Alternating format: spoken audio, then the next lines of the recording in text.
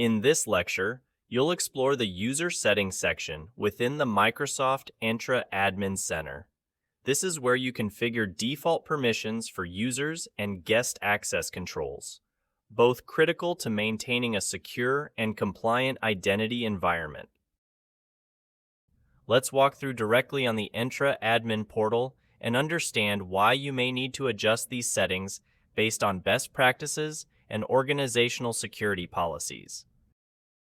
You can navigate to the Users menu and then find User Settings option as shown. Users can register applications is currently set to Yes, which means that any user in your directory can register enterprise applications or create service principals. While this might be convenient, it introduces a significant risk. Users could integrate third-party or internal apps without proper oversight. This opens up your environment to potential data leaks, security vulnerabilities, or shadow IT scenarios. Unless your organizational policy clearly supports citizen development or internal app registration, you should set this option to No to maintain tighter control. Restrict non-admin users from creating tenants is also set to No, allowing users to create their own Azure tenants directly from within your organization. This capability can lead to governance breakdowns, making it harder to track and control how corporate data and identities are being used. It also opens the door to shadow IT and unsanctioned environments. To prevent this, you should change the setting to Yes, ensuring that tenant creation remains a controlled and auditable process. Users can create security groups is set to Yes, which allows any user to create groups within your directory. In collaborative environments, this might be useful, but it also carries the risk of group sprawl, making it harder to manage access and permissions over time. If you're starting to see too many unmanaged or unnecessary groups, consider limiting this permission to administrators or implementing an approval workflow for group creation. This helps you strike the right balance between user autonomy and organizational control. Right now, I've configured guest user access to allow limited visibility into directory object properties and memberships. This setting offers a moderate level of security.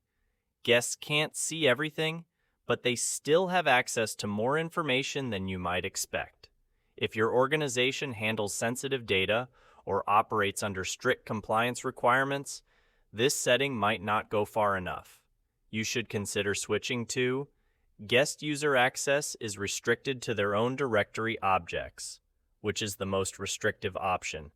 Doing so ensures guests only see what's directly relevant to them and aligns better with zero trust and least privilege principles.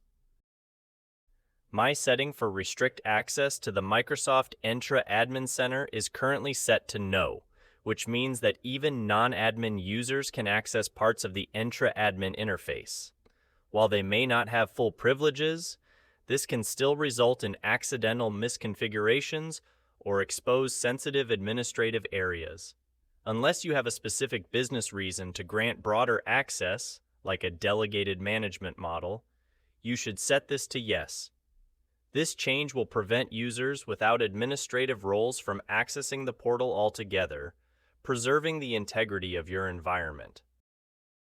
I've allowed users to connect their work or school account to LinkedIn, which can be helpful for professional networking and profile enrichment.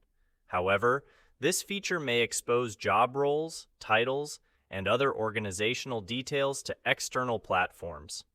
If your organization prioritizes privacy or data residency, or if your compliance policy limits external integrations, you should consider restricting this.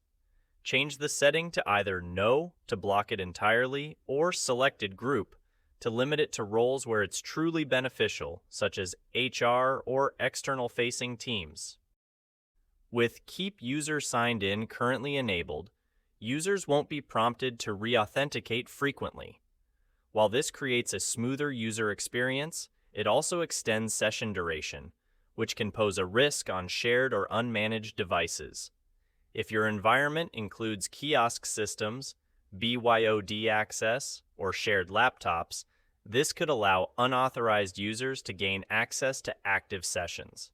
To tighten control, you can either disable this setting or use conditional access to apply stricter controls on high-risk devices or users. So, what's your takeaway? By tightening these controls, you reduce identity-related risks and bring your environment into compliance with zero trust and least privilege principles. Make sure to communicate any changes to impacted users and consider using access packages or conditional access for flexibility where needed.